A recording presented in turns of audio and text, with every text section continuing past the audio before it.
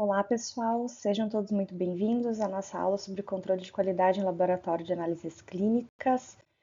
Nessa aula 2, nós vamos discutir então um tema fundamental para garantir a confiabilidade dos resultados laboratoriais, que se referem então à gestão da qualidade, né? Muito provavelmente vocês já tiveram uma aula sobre isso, mas a gente vai aqui focar sobre a rotina laboratorial, sobre as fases do exame laboratorial e sobre os procedimentos operacionais padrão, né? Isso porque em um laboratório clínico, os resultados gerados, eles auxiliam diretamente no diagnóstico e no acompanhamento e a tomada de decisões clínicas, né? E por isso, então, é que é essencial que esses resultados sejam precisos, confiáveis e rastreáveis. Então, ao longo desta aula, a gente vai abordar esses conteúdos relacionados ao controle de qualidade de forma aplicada no laboratório, né? Quais são as fases do exame laboratorial, né? Onde que acontecem os principais erros, né? Como a gente consegue evitá-los por meio da padronização dos procedimentos adotados no laboratório, especialmente com o uso do famoso POP, né? O procedimento operacional padrão. Então, o que vem a ser, né, a gestão da qualidade em laboratórios clínicos veterinários, né? A gestão da qualidade, então, ela tem como principal objetivo garantir, então, a precisão dos resultados e a rastreabilidade dos procedimentos e a confiabilidade das informações que são transmitidas aos usuários, ou seja, os médicos veterinários, aos tutores, né? Aqueles a quem a gente está prestando o serviço, né?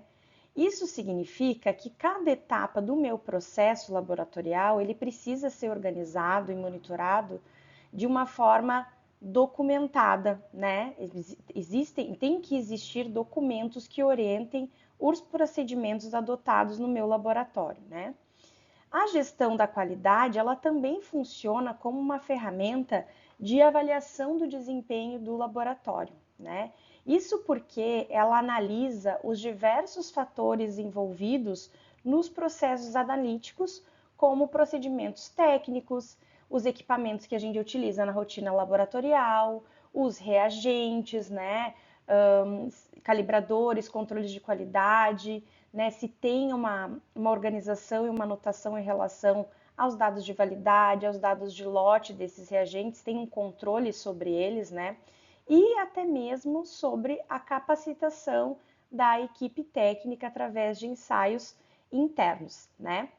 Quando todos esses aspectos eles são bem controlados, né, o laboratório consegue oferecer resultados que são mais seguros, confiáveis, permitindo que o médico veterinário lá da clínica consiga tomar decisões diagnósticas com uma maior precisão, né? Além disso, a garantia da qualidade ela depende da padronização das atividades em todas as etapas do processo. Então, desde o atendimento do paciente, né, desde a recepção do tutor com o paciente, até mesmo na liberação do laudo, né, e interpretação do resultado.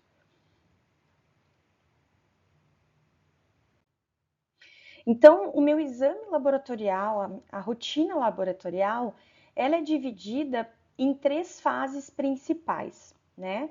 A primeira fase é a fase pré-analítica, né? Que ela ocorre antes da análise propriamente dita.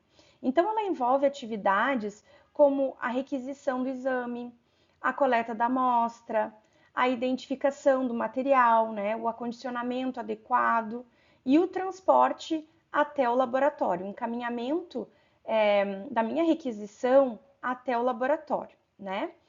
A segunda fase, né, é a fase analítica, né, que corresponde então à análise propriamente dita, que é o processamento da amostra dentro do laboratório, né?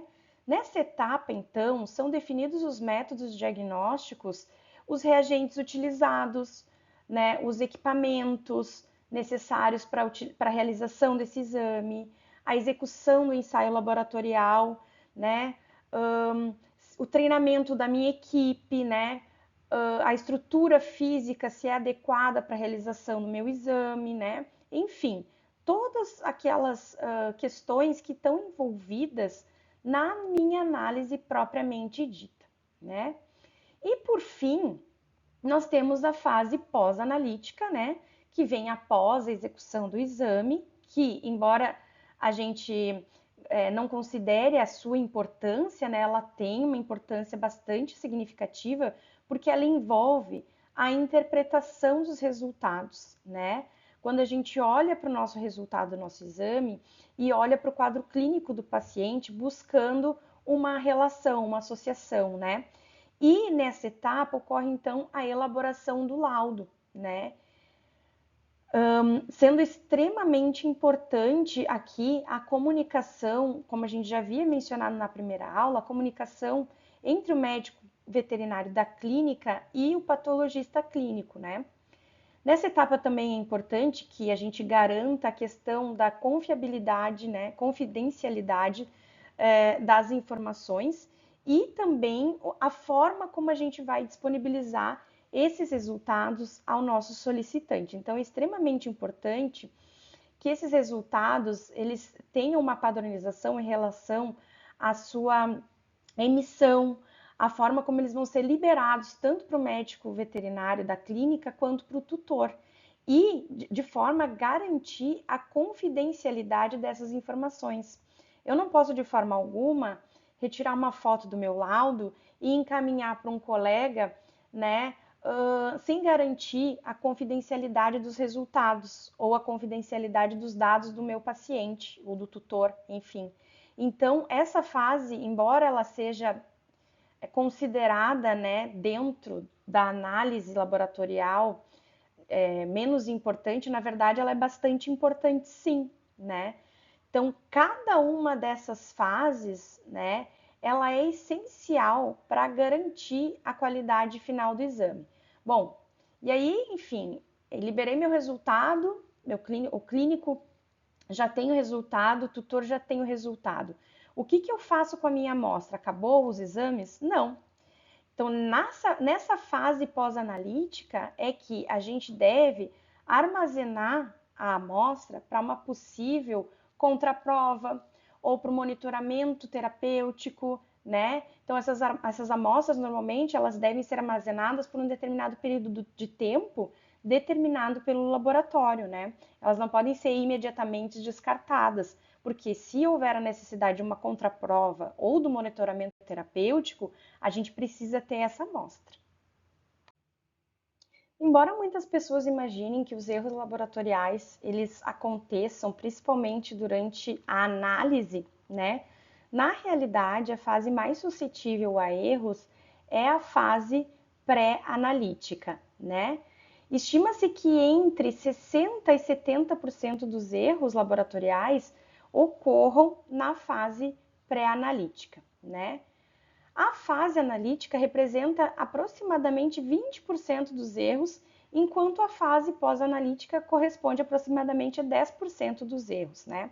Então, diferente do que a gente imaginava, que grande parte dos erros acontecem principalmente na fase da análise laboratorial propriamente dita, na verdade, esses erros eles acontecem antes da análise.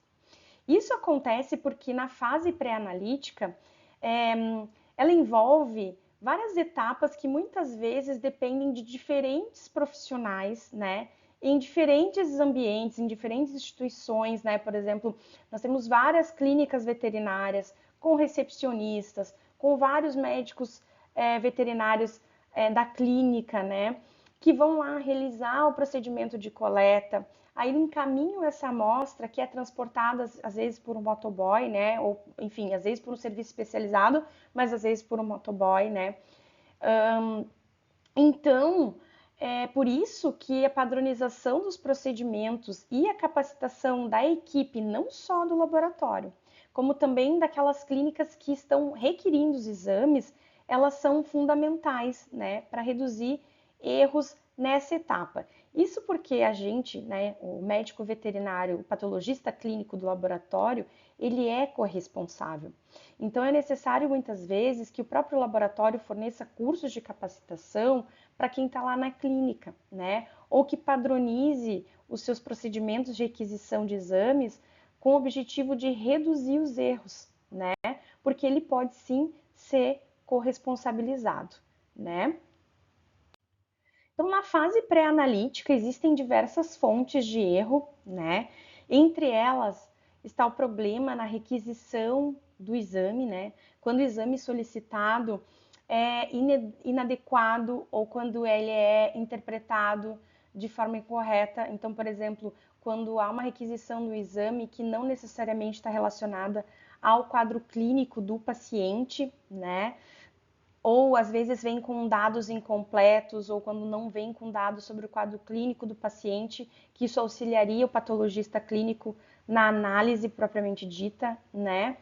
Ou também pode ocorrer erros relacionados à orientação inadequada ao tutor, né, do animal, né? Como, por exemplo, relacionado ao jejum, né? Quanto tempo de jejum esse animal precisa ser submetido antes do procedimento de coleta, né? Ou o preparo adequado para o exame, né? Outros exemplos incluem, por exemplo, a coleta inadequada da amostra, né? O uso de tubos de coleta incorretos. Então, às vezes, eu tenho que atentar se é um tubo de citrato, se é um tubo de heparina, se é um tubo de EDTA, né? Qual o tipo de tubo adequado para aquele exame que eu estou solicitando, ou para aquele análise que eu vou realizar, né? Ou, por exemplo, no caso de tubos de EDTA, depois a gente vai falar mais sobre isso, mas, por exemplo, tem um volume, né, de 4 ml ou 5 ml, dependendo do tubo e do fabricante. É respeitado esse volume porque a concentração de EDTA é relacionada ao volume que a gente está coletando de amostra. Mesmo que se colete a amostra sem utilizar o vacutainer, né, que a gente utilize uma seringa, mas o volume de sangue deve ser respeitado para que ocorra uma homogeneização desse EDTA, né, uma maior distribuição nas células e não ocorra a hemólise, né? Ou, por exemplo, em relação ainda à coleta, se o volume da amostra é insuficiente, então, por vezes, a contenção é difícil, a coleta é muito difícil, e eu acabo coletando um volume insuficiente da amostra, né? Ou ainda lá na recepção, quando a recepcionista recebe o tubo de coleta e ela precisa identificar esse tubo, né, através de etiquetas ou, enfim, da impressão de códigos, né? E acaba trocando a identificação dos pacientes, né? Além disso, por exemplo, amostras que vêm de clínicas, né, veterinárias para o laboratório, né, quando o laboratório é externo à clínica, essas amostras são transportadas, elas são refrigeradas, elas são armazenadas adequadamente, né? Por quanto tempo elas ficam em temperatura ambiente, né? Tudo isso pode acabar comprometendo a integridade do material biológico para a realização das minhas análises análises laboratoriais. Então, todos esses fatores que a gente conversou aqui em conjunto, eles acabam alterando os resultados laboratoriais. E por mais que eles sejam pré-analíticos, ou seja, antes da minha análise propriamente dita, todos esses fatores são corresponsabilidade do laboratório e do patologista clínico. E o que a gente pode fazer para reduzir os erros na fase pré-analítica, né? Então, aqui eu trouxe uma tabela com algumas medidas essenciais para a correção de erros na fase pré-analítica, né? Uma delas é padronizar a solicitação de exames, né? Preferencialmente utilizando sistemas informatizados. Por muito tempo, as requisições de exames, elas foram realizadas de forma manual, né? Hoje, com o advento de vários softwares, aplicativos, tem a possibilidade de se utilizar sistemas informatizados para se solicitar exames, né? E também nesses sistemas tem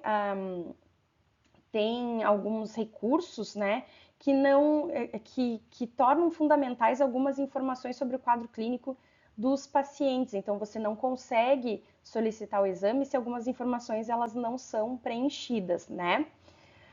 Também é importante fornecer orientações claras ao clínico veterinário e ao tutor, né, do animal, especialmente sobre a questão do preparo para a coleta, né, como por exemplo o tempo de jejum ou a ingestão de água, por exemplo, né?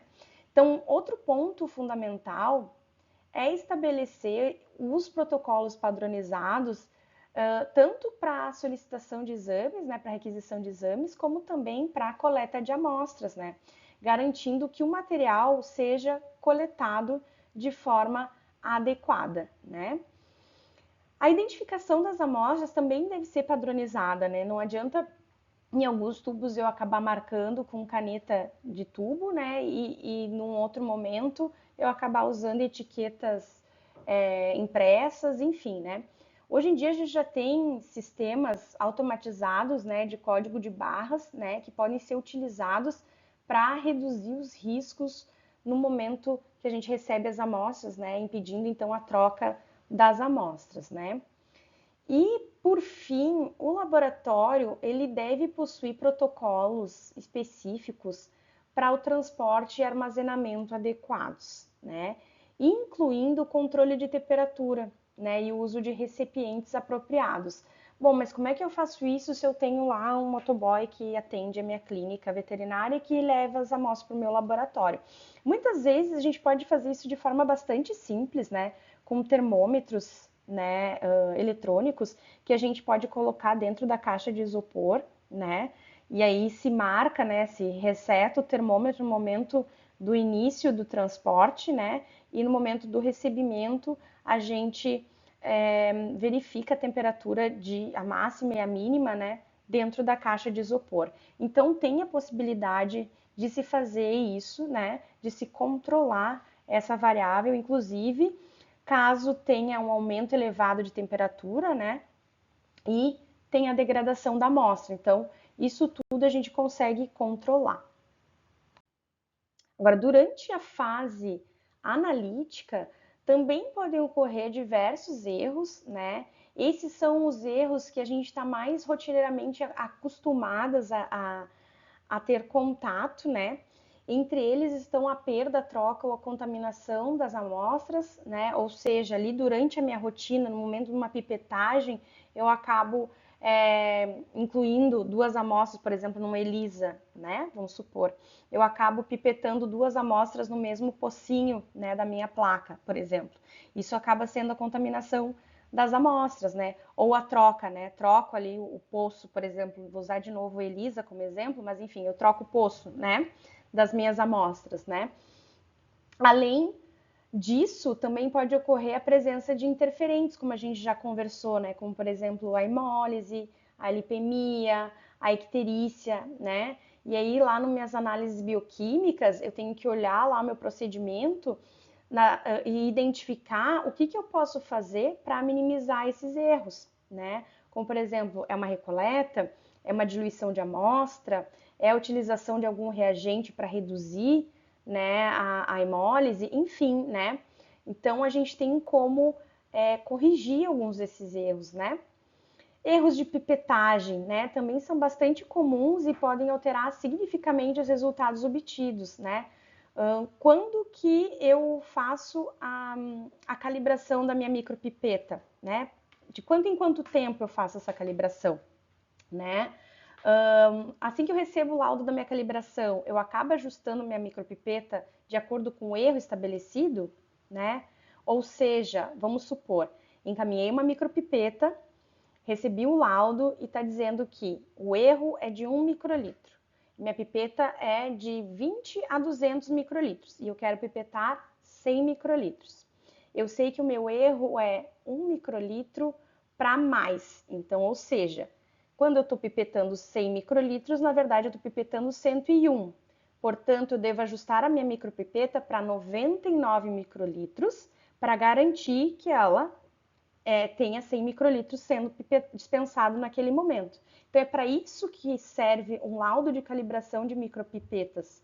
Não simplesmente para eu receber o laudo, fiz a calibração, sei que tem um erro, guardo dentro da gaveta porque eu sei que foi calibrado. Não necessariamente, eu preciso identificar qual o erro da minha micropipeta para poder ajustar e adequar na minha rotina, né? E isso deve estar fixado com uma etiqueta na micropipeta. Bom, eu sei que essa micropipeta, o erro é de 1 microlitro, então nela, quando o pipeto 99, vai ser 100 microlitros.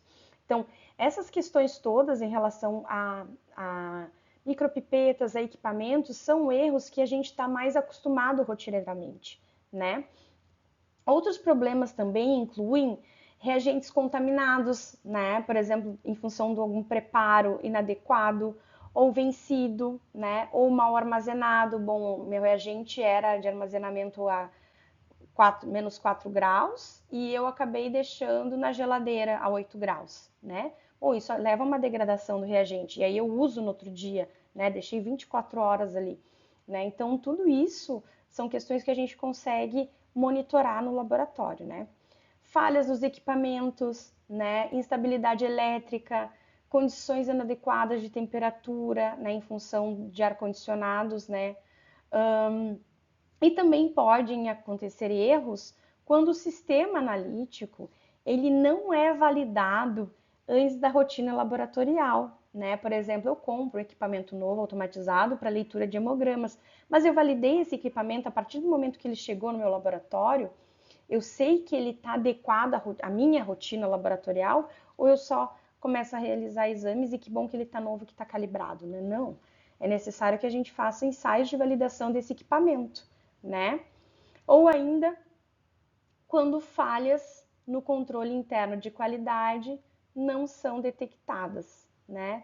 O meu laboratório ele participa de ensaios de proficiência, eu tenho ensaios de controle internos, eu uso calibradores, padrões antes dos meus ensaios bioquímicos, mas eu faço análise levando em consideração os gráficos de Westgard, né, por exemplo, para ver se o valor que eu detectei no meu equipamento hoje, ele está dentro, em conformidade, ou se ele está fora do meu desvio padrão, né? Então, todas essas falhas, elas podem gerar erros sistemáticos ou erros randômicos, onde os resultados laboratoriais vão ser impactados, né? E aí aqui eu também trouxe algumas alternativas, né, para corrigir esses erros, né? Então, para evitar esses problemas, algumas estratégias devem ser adotadas. Uma delas é a utilização de sistemas automatizados de identificação e de rastreabilidade das amostras, né? Então, assim como eu tenho um código de barras lá no início, né, na minha fase pré-analítica, aqui eu preciso ter um sistema que me permita rastrear a amostra, né? Enquanto ela está participando das minhas análises da minha rotina laboratorial. Também é fundamental estabelecer protocolos de limpeza e esterilização de materiais e equipamentos, né? Não adianta utilizar meus equipamentos e minha micropipeta, enfim, e eu não limpo a minha micropipeta, né? Quando foi a última vez que vocês abriram a micropipeta e procederam à lavagem do pistão, por exemplo, né? Eu preciso limpar a minha micropipeta, eu preciso passar lá o óleo, né, para garantir que ela esteja em funcionamento adequado, né? Quando foi a última vez que procederam à esterilização da minha autoclave, né? Ou controle de qualidade no meu autoclave, controle de esterilidade da minha autoclave, né? Então, tudo isso que a gente está conversando são questões que podem ser corrigidas, né? De forma a minimizar os erros. Outro ponto importante é realizar, então, as calibrações periódicas, né? De equipamentos, por exemplo, micropipetas, centrífugas, né? Analisadores hematológicos, analisadores bioquímicos, enfim, né? Além de manter um plano já de manutenção preventiva e preditiva. Bom, eu fiz minha manutenção da minha centrífuga e eu vou fazer a próxima manutenção preventiva daqui a um ano, daqui a 6 meses. Mas será mesmo que é necessário, né? Qual é o fluxo de trabalho? Qual a minha rotina? Eu faço 20 exames por dia, ou eu faço 5 exames por dia, ou eu faço 100 exames por dia? Quantos exames por mês eu faço, né? Por quanto tempo eu uso o meu equipamento, né? Então, tudo isso tem que ser levado em consideração. Outro fator bastante importante, que talvez muitas vezes não é considerado, é que eu sou formada em medicina veterinária, fiz especialização em patologia clínica veterinária, então estou habilitada a fazer o hemograma. E nunca mais faço nenhuma capacitação, nenhum treinamento, né? Na realidade, é necessário, né, que a equipe deva receber um treinamento contínuo. Então, bom, vou pegar essa lâmina da minha rotina de qualquer paciente, eu vou ler, vou registrar os resultados que eu li, vou passar essa lâmina para o meu colega do lado, que vai ler, vai ter os resultados dele, vou passar para o meu outro colega, bom, e depois a gente vai juntar esses resultados e ver se os resultados eles estão em conformidade. Qual é o erro entre o grupo, por exemplo, né? Então, esses treinamentos contínuos, esses ensaios internos de laboratório, eles são fundamentais para a gente manter a qualidade no momento que a gente está realizando os exames, porque afinal a gente também, né, além dos equipamentos precisam estar calibrados, a gente também precisa se calibrar, né? Especialmente para evitar erros durante a execução das técnicas laboratoriais. Então, por exemplo, vou fazer análise da minha pipetagem, né? Eu pipeto de uma forma, fulano pipeta de outra. Qual é o erro, né? Qual é a nossa diferença no momento de pipetar, né?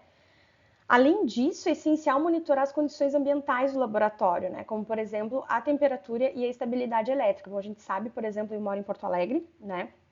E a temperatura oscila muito e, por vezes, é muito quente, né? Então, eu preciso ter um termômetro que registre a temperatura do meu laboratório no momento que eu entro no laboratório, no momento que eu saio do laboratório e durante a rotina laboratorial. E eu preciso ter registro disso.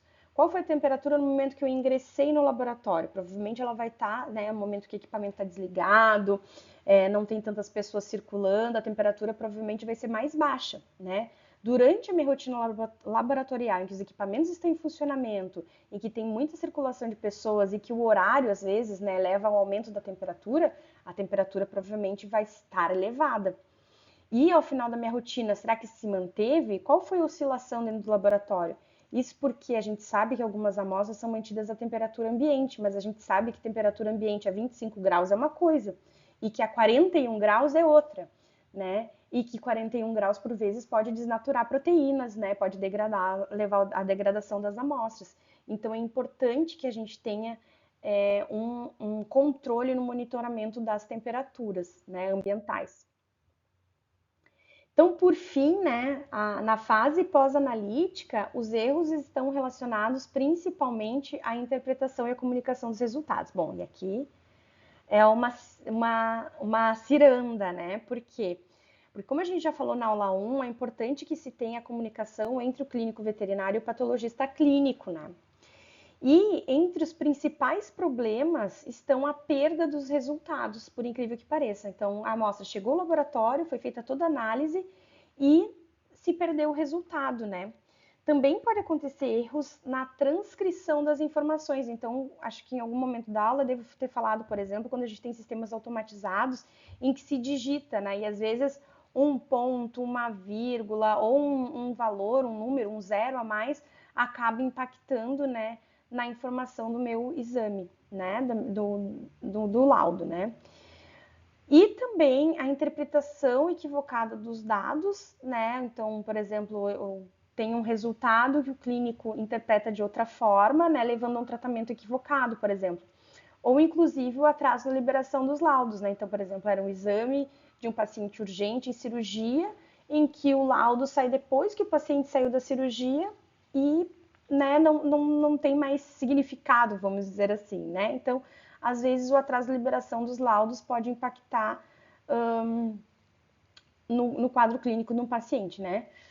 E também podem ocorrer falhas nos sistemas de informação laboratoriais, né? Que dificultam o registro ou o envio dos resultados. Isso porque, por exemplo, se a gente utiliza um sistema automatizado, informatizado, né, que é ligado à internet, se tem uma falha, por exemplo, de Wi-Fi, enfim, isso acaba levando ao atraso dos resultados ou o envio dos resultados, né? Outro problema importante é o uso de valores de referência inadequados, né? Que podem levar a interpretações clínicas incorretas, né?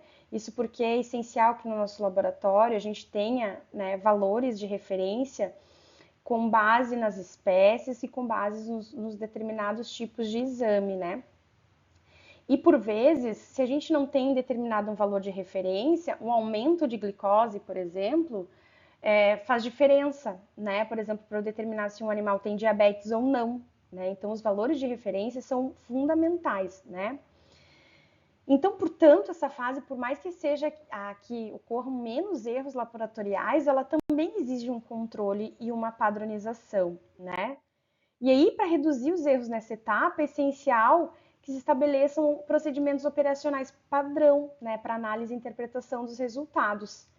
E com isso, né, agora já existem sistemas informatizados para registro e armazenamento dos resultados que também podem auxiliar na redução dos erros na transcrição, né?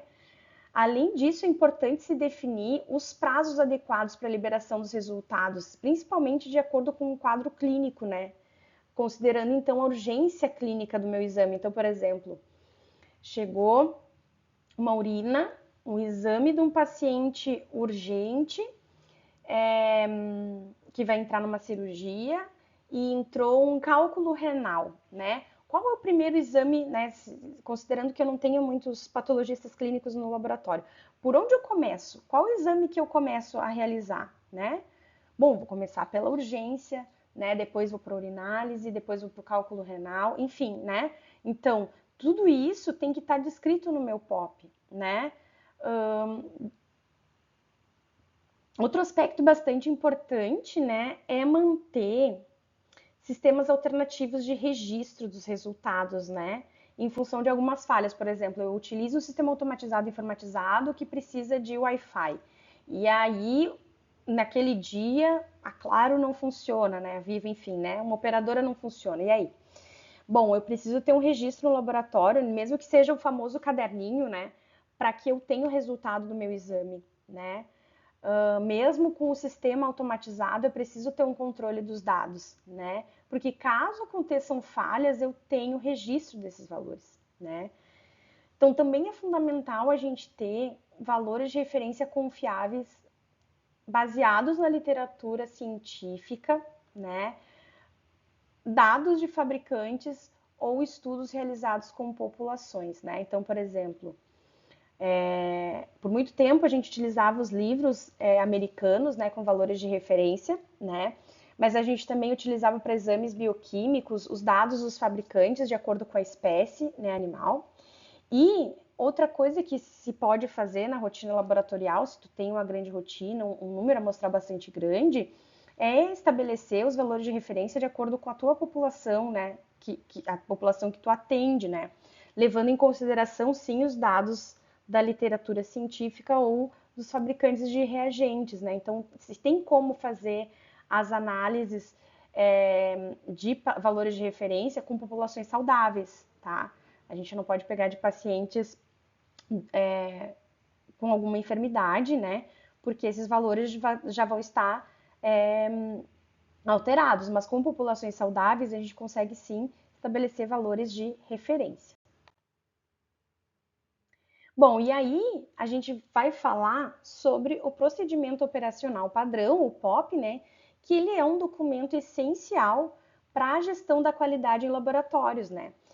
Ele permite padronizar as atividades laboratoriais, né, de forma a reduzir a ocorrência de erros durante a execução do meu exame laboratorial, né? Então, no laboratório clínico veterinário, é importante que todas as atividades elas sejam documentadas. Então, não adianta eu pegar um livro que tenha um procedimento descrito, sendo que ele não se adequa à minha estrutura laboratorial. Então, eu preciso, de acordo com a minha rotina, de acordo com a minha realidade, utilizar esse procedimento que está descrito no livro e adequar para a minha rotina. E eu preciso documentar isso. E também preciso documentar, no caso da ocorrência de algum erro ou de algum interferente, o que eu devo proceder, né? Então, o POP ele serve para descrever de forma detalhada como cada procedimento deve ser realizado, garantindo que todo e qualquer profissional, né, qualquer patologista clínico, qualquer pessoa que esteja atuando na minha rotina laboratorial, executem as tarefas, os procedimentos da mesma maneira, né? Isso contribui para aumentar a reprodutibilidade, a segurança e a confiabilidade dos meus resultados laboratoriais, né? E aí, o que um POP deve conter, né? Quais são as principais informações? Então, a gente deve ter lá o nome do laboratório, né? o título do meu procedimento, né, o título do documento, enfim, do meu procedimento, se é recepção de amostra, se é coleta de amostra, se é hemograma, se é análise de proteínas, enfim, né? Qual o número da versão? Então, versão 1, primeira versão, aí eu faço, não deu certo, aí eu readequo, não boto fora aquele primeiro POP, ele é importante. Faço uma segunda versão desse meu documento e utilizo a segunda versão, valido, né? E aí a gente tem a versão 2 e a partir de determinado momento eu comecei a usar a versão 2. Não deu certo a versão 2, vou voltar para a versão 1, registra. A partir da data X, eu voltei para o procedimento 1 da versão 1 em função do erro tal. Então, tudo isso precisa ser registrado, né? A identificação do responsável pela elaboração do meu procedimento, né? Com a assinatura, com a data da elaboração, a revisão, quem foram os outros patologistas, um POP ele precisa ser revisado, não é apenas uma pessoa que elabora e a gente bota numa gavetinha e deu, não. Precisa ser revisado, revisado por um colega, revisado pelo meu gestor, pelo diretor do laboratório, né? Assinado, né? Tem que ter aprovação desse POP, né? A paginação, né? Porque assim, imaginem que são 3, 4 páginas e aí tá faltando uma página no meu procedimento, né? Então eu preciso ter lá a paginação, quantas cópias e qual a forma que eu vou distribuir, né? Os meus, o meu POP, se ele vai ser virtual, se ele vai ser físico, se eu vou distribuir 4 cópias, aonde eu vou distribuir, né? Se ele for um procedimento analítico, ele ainda deve conter qual o princípio do teste, qual a aplicação clínica, qual a amostra analisada, se é sangue, se é plasma, se é soro, né?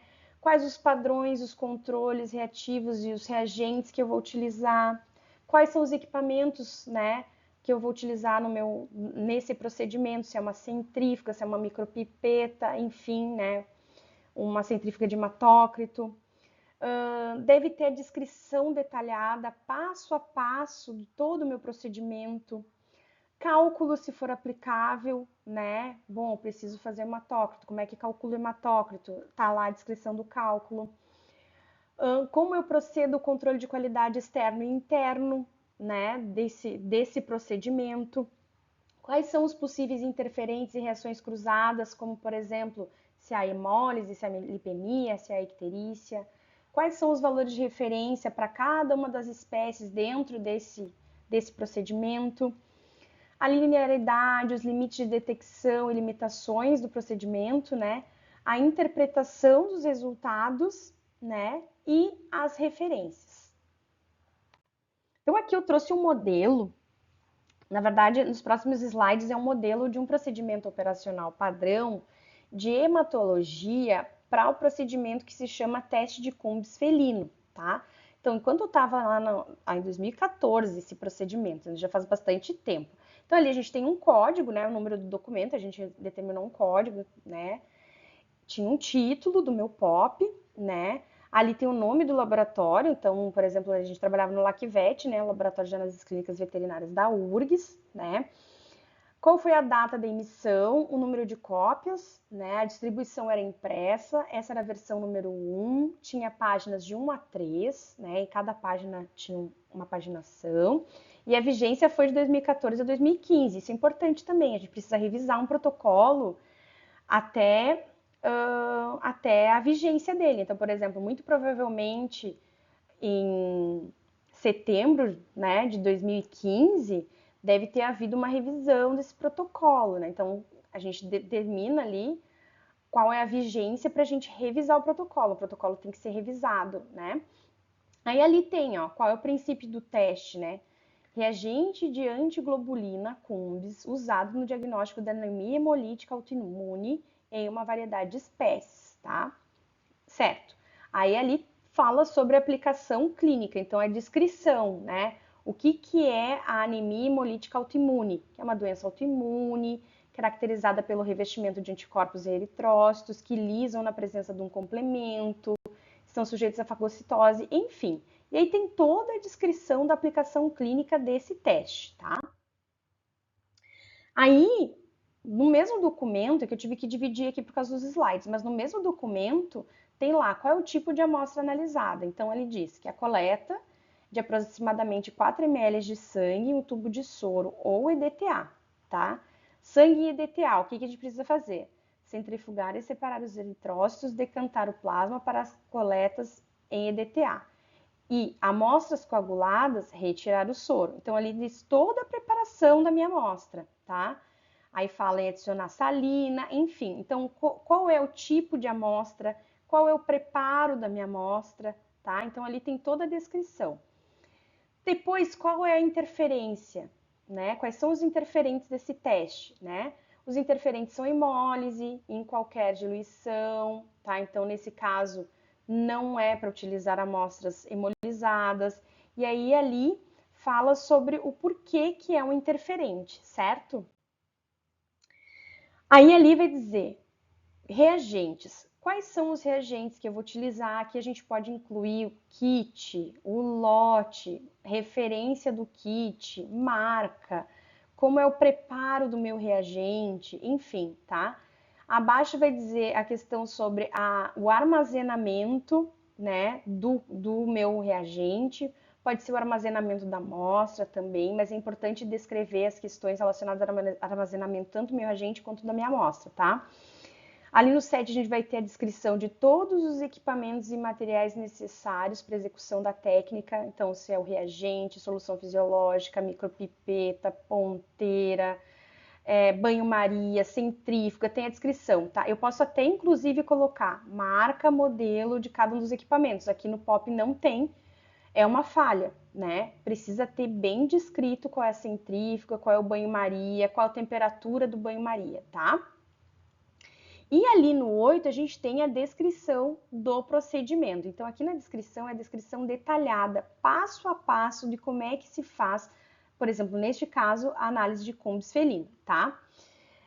Vale também colocar esquemas nessa descrição, né? Qual o esquema, o desenho de uma placa, pode ter desenhos, né? Quanto mais completa for a descrição, a gente tem que partir do princípio que a pessoa que nunca fez esse exame, ao ler o nosso protocolo, será capaz de pegar esse protocolo e executá-lo. Então, a gente tem que partir desse princípio no momento da descrição do nosso POP, tá? Além disso, a gente tem que ter uma etapa ali de como se interpreta os resultados, tá? Então, ali fala sobre os graus de aglutinação na amostra, em comparação com as células controle, enfim, tem que estar descrito como é que se interpreta os resultados. Então, da mesma forma que está descrito toda a execução do exame, um patologista clínico, ao receber esse POP, tem que ter a capacidade também de interpretar os resultados, olhando para aquele resultado, tá? No 10, a gente tem um item que está relacionado principalmente com as questões de biossegurança, tá? Como precauções e cuidados especiais. Então, nesta parte, a gente deve descrever quais são os equipamentos de proteção individual ou equipamentos de proteção coletiva que são utilizados e a forma como a gente vai descartar os resíduos provenientes deste procedimento. Então, aqui é importante a gente descrever de forma bastante cuidadosa, isso porque se vem uma fiscalização, a gente precisa ter nos nossos procedimentos o como a gente realiza os descartes de resíduos e como a gente está utilizando os equipamentos de proteção, tanto individual e coletiva. Então, isso é fundamental, tá? Por fim, eu coloco ali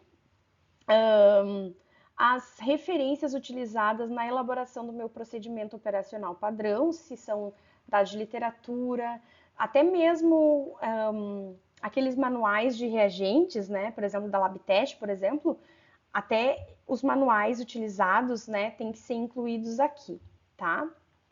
Por fim, ali embaixo tem uma parte em que a gente coloca a identificação de quem elaborou o POP, qual foi a data, e é preciso que a pessoa assine, tá? Para ter validade legal, certo? Quem foram as pessoas que revisaram, qual a data da revisão e assinatura, e por fim, a aprovação de quem é o responsável legal, né, do meu laboratório, certo? Então aqui eu encerro a aula 2 e nas próximas aulas a gente vai conversar sobre questões relacionadas à coleta e aos sistemas analíticos. Até lá!